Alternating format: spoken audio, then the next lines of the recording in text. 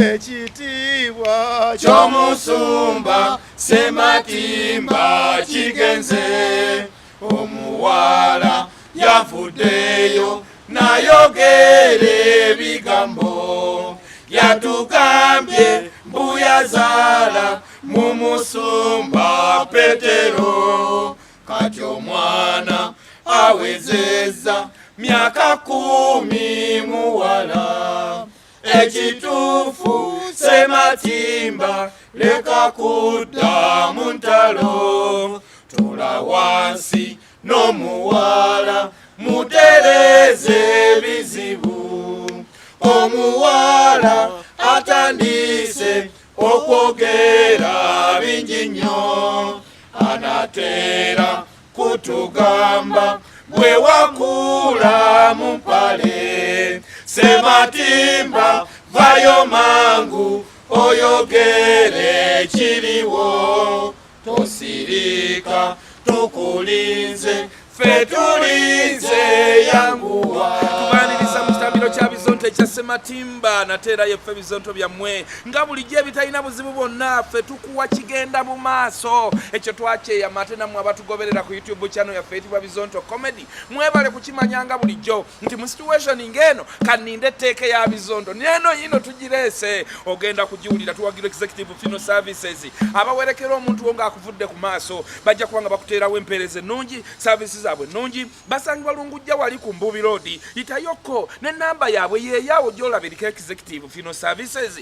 Bakubireko munnange, balina n'empeereza esinga obulungi eya insurance kakaaga buli mwezi. Embeera erigenda okutuukawo nga tolina ky'ojulirira. UPRS eri Bukota mu maaso ga Radio Simba, office wezisiisidde webasinzira okuba nga bakola emirimu egy'enjawulo. Yitayokko wamma ggwe olitubuulira bafuna abalamu, nammwe abakyatambula naye nga mwafa, tandika ekitambiro kino. Bizonto, Sabazonto, we are okay. We are the 5 sinful. Ate nga tuli sexually dormant. Ensonga za Pira Ssematimba Nnyenkandago ate zibadde zitya, temunnaziwulira. tuteereko tuwulire. Jowani Namatovu Myaka 32 abeera Lungujja, ye nannyini sineema. Jowani ono agamba Mbu mu 2:5 awo nno mufuneewo. yongera otangaaze Namatovu ono bw'aba yajja ewa mu Pira myaka 2:5 nga kati alina 32, kitegeeza bulungi nti wano we yajjira yalina 16. kati genda mu maaso. Namatovu agamba Mbu we yatuukira maid mbu nga mukyala we waali ewa Ssematimba, mbu era mu kiseera kino kano nga kakalabawo waayita emyaka egi just 22 mukyala Ssematimba n'agenda e Bulaaya olwo Namatovu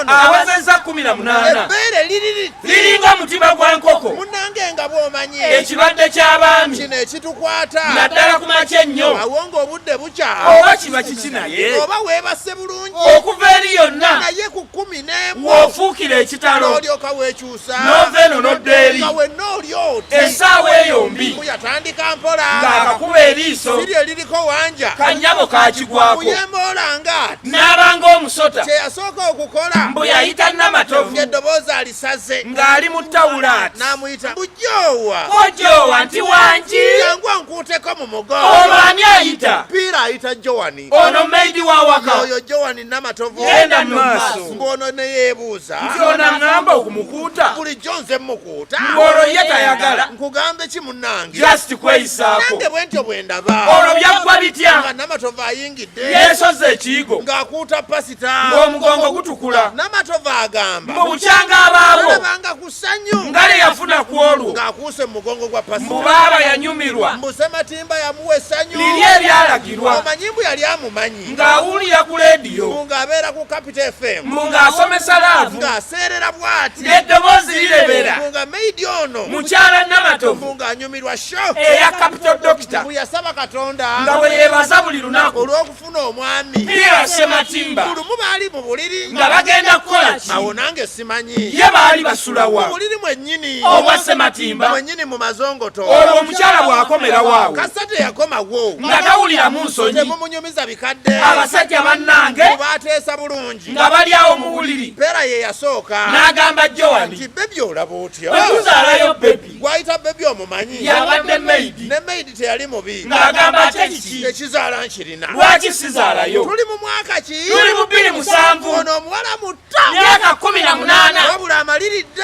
azaalire bebi kyokka kye yeewuunya kiwadde baali mulaavu ono teyakyusa mulimu yasigala ku bwa meidi ng'okuyita bebi omutaka amala kutabuka nga bw'aba atabuse ng'agonda okukamala n'amuyita amannya aga buli ngeri gano ga payini apo musimanyi mayi kwini waliwo olwanyuma ennyo bwe yamuyita kwenca omanyi Sematimba mu byalaavu bino yali kafulu nga ddala buli kimu akimanyi kyokka Sematimba bwe yatuuka ekiseera ng'ayagala kukyusa kufuna balanced diet ng'olumu aleeta ng'alondayo ekkubo sebo mwami ono ng'aleeta buleesi kano kannamatovu ne kayonja essuuka omukulu mwe yasuze ng'emikolo ginyooka nga bw'abaawo omupya nga Sematimba aboggola aboggolera namatovu bambi kakazi kattu twereeta Joyce simanyi oli kasiru jangu yako tawulo bamukanula amaaso bwe yavangawo ng'akyusa tooni ng'amuyita mu Baby Joan how are you ice cream ng'amusembeza ng'amussa mu kifuba nga bw'awembejja nga bwaweeweeta ng'amulimbalimba nga naye amutwaliza bwe yabadde meidi nga waliwo abagenyi ng'olugenda bwe bati ng'afuuka bebi owulira abayaaye Sematimba muyaaye bwekyamulumanga wabula nga mutuufu namatovu agamba ng'alabye ku basajja naye mu byalaabo Sematimba mulala mbwono si waawano ono alinga muzungu ekyo mukitegeera kitegeeza bingiko kino kitegeeza bulungi nti mulaavu wano Sematimba byakola wano tetubisobola omanyi abazungu abo baba bakola ebintu anuuna kiisi nga yonna yaddala akukomba olulimi n'agabuno bunaago n'owunga n'okuwunga oyo ye Sematimba tebalinga ffe wano mimwa tuluma mirume oluusi n'onuuna n'ennyindo n'erugenderamu byombi omulundi ogwo Sematimba tabikola mbu bw'eba kiisi ddala eba kiisi mbu bw'aba ayagadde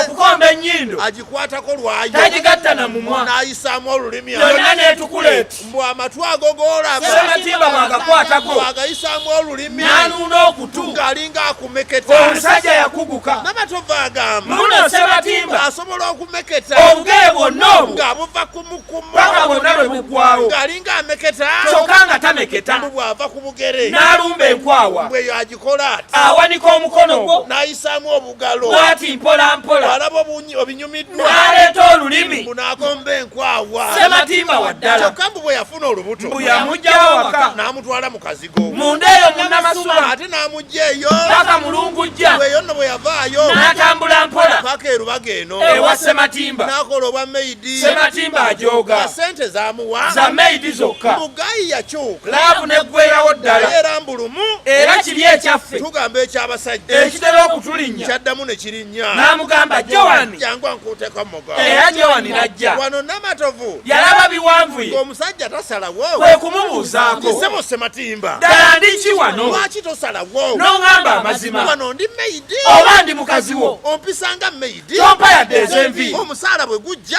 era ompeetaano kyokka bw'oswakira ate nze gw'oyita ekituufu ndi ki yogera nkitegeere wanfuula mukyala oba ndi meidi mbuno Sematimba teyamuddamu yadde ng'agenda mu maaso nga byombi abikola akeera kuva waka eri erungujja n'asonga erubaga ewa Sematimba n'atandika engoye n'alongoosa enju byonna olubimalayo n'amwambula engoye kati balina nno omwana myaka 10 bweddu mbu Sematimba kye yakola yajja mu mpolampola atwala omwana amujja ku maama kati amulemedde aganye okumuzza naye Sematimba kino nno wakiwona kiba kujja luli ng'okyali mu kalulu kyandibadde kibi nnyo otegeeza kyawo bandimuwangudde okuwangulwa mu ki mu kalulu k'obwemupi kati yakawangula kozi bamuwangula gamba ye yasemba naye meidi ono bw'aba ali bw'ati ku myaka 18 yali atunula atya abasajja tulimbamu oluusi tuli alya ati Sematimba omusumba omulamba muno wali amuki tayinza nakuddamu wamma namatovu jangu otugambeko mwami Sematimba bwafaanana bw'atyo wano mu feesi wano ne mugongo bw'atyo oba alinamu ekizigo kati gwabimanyi alina meekaapu gwabikanga bimeka kubanga waliwo lwe tumulaba ng'asiize eriiso nga waggulu waalyo wano waliyo ebiddugavu ate wansi waali eno nga wabbulu wonna omumwa aguteekako ebinyereketa wansi ate waggulu waagwo n'assaako ebyeru wabula ankopiira katukusabire biggwe naye maama walimbamu nedda kyali kibulamu kibulamu kyabulamu kyabulamu nno Kyabuliramu ddala. naye kiyinza okubulamu nga kataba Ate muli kutaba. otaba okwogerera Sabo kyamulinyanga bulinnyamu n'akazuukukiza.